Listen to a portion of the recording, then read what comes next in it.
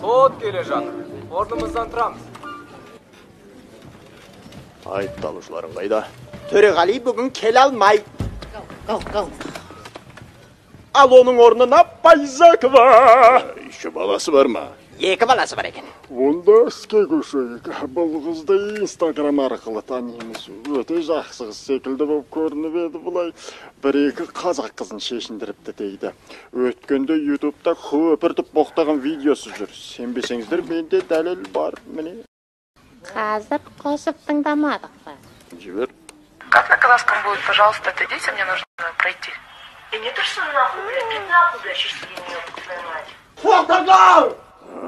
Менің де бір кісідей ашуым бар ағайын. Мен оның адвокатымын, ол ондай қыз емес. Иди нахуй!